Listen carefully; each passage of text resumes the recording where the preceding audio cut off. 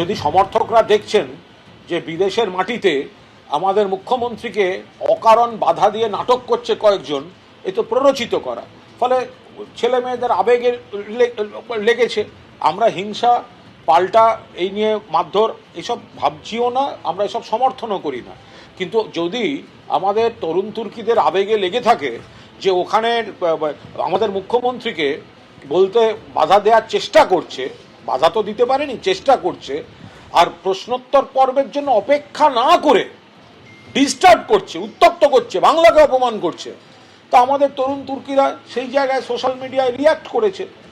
তো আমি তো তার মধ্যে মানে কার্যক্ষেত্রে তো তারা কিছু করেনি, তারা একদম নেতৃত্বের কথা মেনে শান্ত সংযত। আমরা জানি বাংলার মানুষ এই সব কুৎসার জবাব 2026-এর বিধানসভা নির্বাচনে দিয়ে দেবেন। শূন্য পার্টি শূন্যই থাকবে। লন্ডনের কেলক কলেজে মুখ্যমন্ত্রী মমতা বন্দ্যোপাধ্যায়কে হেনস্থা করা হয়েছে বলে অভিযোগ, এবং ইতিমধ্যে এ নিয়ে সোশ্যাল মিডিয়ায় সরব হয়েছে তৃণমূল সমর্থকরা। এবং তারা কিভাবে পোস্ট করছে, অর্থাৎ ফ্যামের পোস্ট, যে কুকুর বিড়ালকে মারবেন না, সুজন সেলিমকে ছাড়বেন না, এভাবে ফ্যামের তরফে পোস্ট করা হয়েছে সোশ্যাল মিডিয়ায়।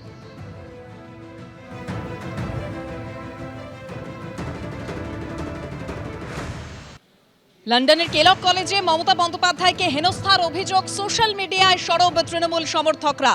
কুকুর বিড়ালকে মারবেন না, সুজন সেলিমকে ছাড়বেন না, এভাবেই পোস্ট ফ্যামের। আরো বিস্তারিত তথ্য জানবো, অনির্বাণ বিশ্বাস আমাদের প্রতিনিধি রয়েছেন টেলিফোন লাইনে। অনির্বাণ, একেবারে পোস্ট করা হয়েছে ফ্যামের তরফে যে কুকুর বিড়ালকে মারবেন না, সুজন সেলিমকে ছাড়বেন না।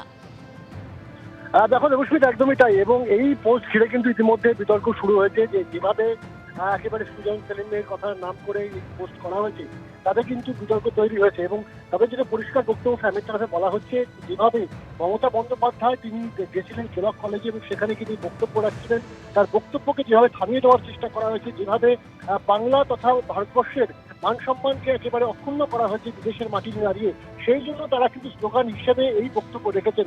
যদিও ফ্যামের তরফে আরো একটি বক্তব্য রয়েছে যে যেভাবে এই মমতা বন্দ্যোপাধ্যায়কে হেনস্থা করবার চেষ্টা করা হয়েছে, এবং এসএফআইয়ের তরফে গতকাল যেভাবে বক্তব্য রাখা হয়েছিল যে তারাও সন্দেশ চমচম নিয়ে একেবারে রেডি রয়েছে, স্বাভাবিকভাবে কিন্তু ফ্যামের তরফে কিছুটা আক্রমণাত্মক হয়েও কিন্তু বার্তা দেওয়া হচ্ছে যে যদি সিপিএম বা এসএফআইয়ের তরফে মনে করা হয় যে তারা সন্দেশ চমচম নিয়ে প্রস্তুত রয়েছে, তাহলে কিন্তু প্রস্তুত রয়েছে তৃণমূল সমর্থকরাও, এবং প্রয়োজনে কিন্তু সেটা কিন্তু একেবারে অন্য পর্যায়ে পৌঁছে যেতে পারে।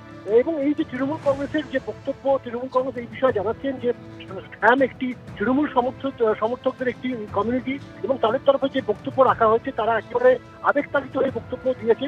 যদিও মমতা বন্দ্যোপাধ্যায়কে যেভাবে হেনস্থা করা হয়েছে তার প্রতিবাদে তারা যেটা করেছেন সেটা কিন্তু তৃণমূল ডিফেন্ড করছে, সেটা কিন্তু তৃণমূল সমর্থন করছে, কিন্তু সেটাকে কিন্তু কোনোভাবে বিরোধিতা করছে না।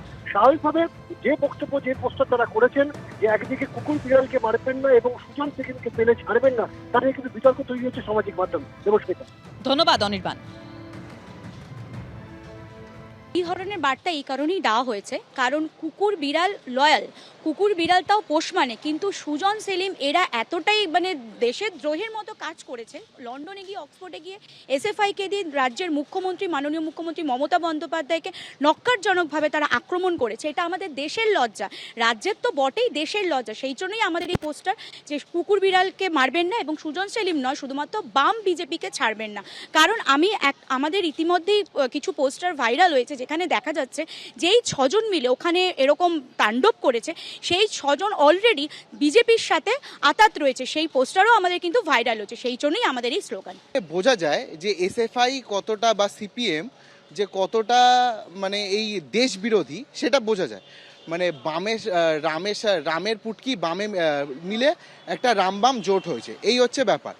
আর সিপিএম বা এসএফআই যেটা আপনি বললেন চমচম সন্দেশ, আপনাদের একটা কথা বলে দিই, ফেয়ারলেস এআইটিসি মেম্বার যেই পোস্টটা করেছে কুকুর বিড়াল মারবেন না এবং সুজন সেলিমকে দেখলে ছাড়বেন না, ওদেরকে আপনাদের ক্যামেরার মাধ্যমে একটা জিনিস, একটা বার্তা আমি জানাতে চাই, একটা বার্তা ওদের মাধ্যমে আমি পৌঁছাচ্ছি। ওরা যদি চমচম সন্দেশ নিয়ে মানে রেডি থাকে, ওদের রেডি থাকতে পারে, কোনো অসুবিধা নেই।